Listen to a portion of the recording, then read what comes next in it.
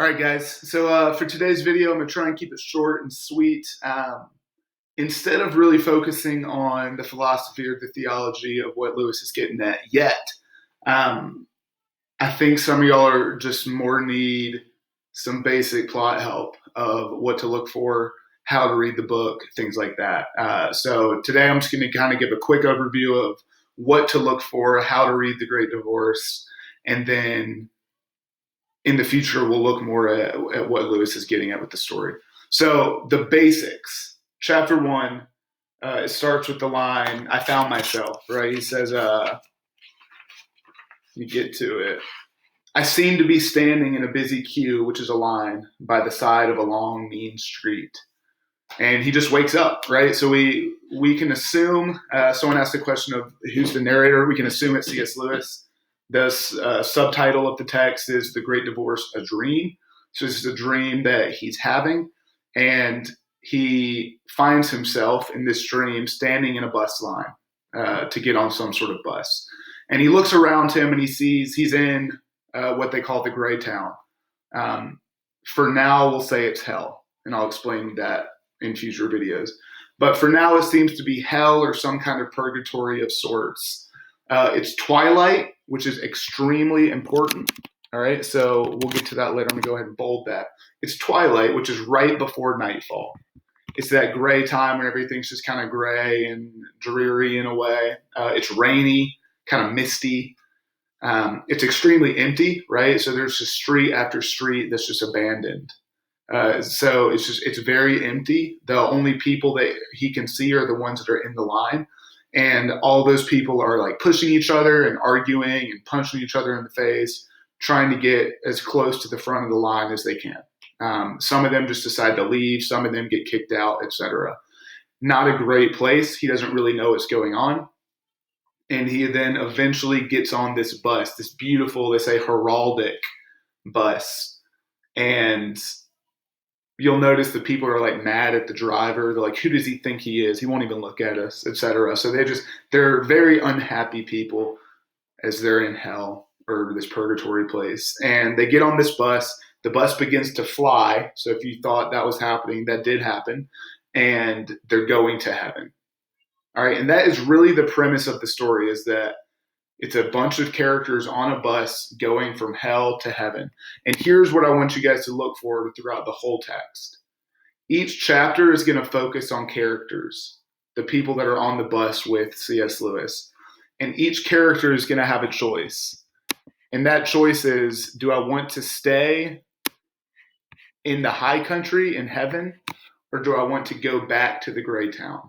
Right? And that's what we talked about in the preface, right? That there's a choice, there's a fork in the road, heaven or hell. And each character is faced with the decision of, okay, do I want to get off this bus and decide to stay in heaven, or do I want to get back on the bus and go to hell? And they can do either.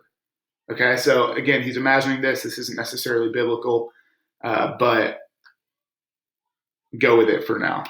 All right, so what y'all need to do is you need to really focus on characters. There's no underlying subplot like there was in Jekyll and Hyde.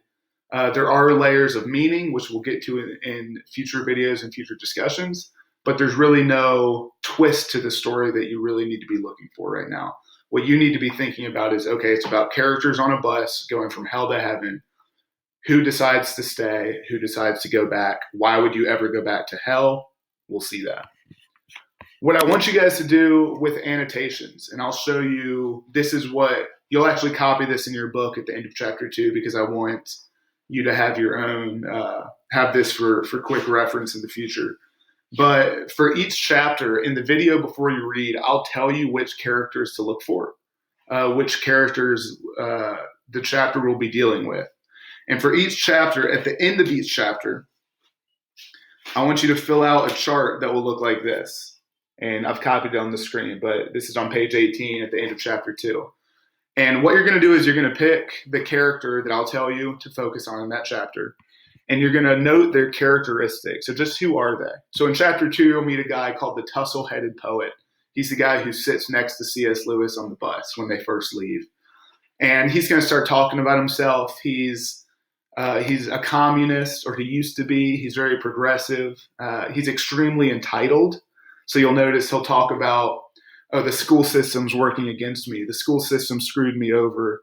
My girlfriend screwed me over. My own parents wouldn't support my artistic genius. No one understands me. Government's messed up. The state's messed up. The church messed up, right? He's very entitled. Everything's against him.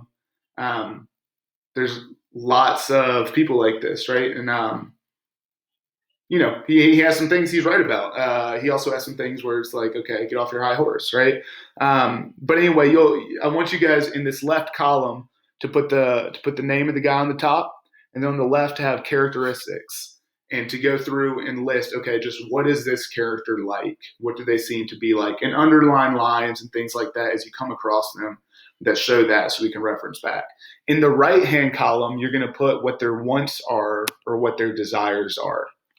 And so a good example of this will be on page 11, which you'll see when you read chapter 2. The tussle-headed poet says, he felt quite certain that he was going where, at last, his finely critical spirit would no longer be outraged by an uncongenial environment where he would find recognition and appreciation. Right? So the reason that the tussle-headed poet is going to heaven is because he wants to be recognized. He wants to be appreciated. And he thinks that if he gets to heaven, if he gets to the high countries, finally people will recognize him and see how much of a genius he is. Okay? Now, whether he's right or not, we'll see that in the future. But what are his desires? What are the things that he wants? All right? So this is an example from chapter 2. So I'm kind of giving you this one to use as a model. But each chapter, I'll tell you which character to focus on. You'll make a chart, which I'll have you periodically turn in for annotations. And it'll have characteristics, what they're like, and what they want. What are they hoping to find in heaven? Or why are they going back to hell? What do they think they'll find in hell that they won't find in heaven, right? Because it's all about the characters and their choices of heaven or hell. Why do they choose to stay, or why do they choose to go? Okay, so again, you should be filling out 2 charts. One will be at the end of every chapter with a character. So in chapter 2, I want you guys to focus on the tussle-headed poet specifically. All right, and I gave you that so you can kind of see if you caught the same things I caught. I also want you at somewhere in the text, you could do it like on the front page or somewhere in the back page, or if you want to have notes, you can do it there as well. And I want you to fill out a chart that has the gray town, descriptions of the gray town, and the descriptions of the high countries. So when it talked about it being twilight, when it was evening, when it was raining, chapter 2 will talk a lot about what the gray town is like. You'll notice it's always moving apart. There's meaning to that, but don't worry about the meaning yet. We'll get there. And then when they land and they get off the bus in the high countries in heaven, I want you guys to have the other side of the chart be, okay, what's heaven like and what are the differences?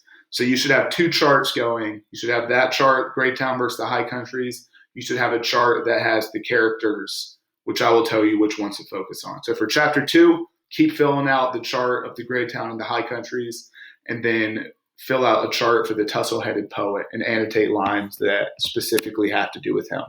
All right, so hopefully that's helpful.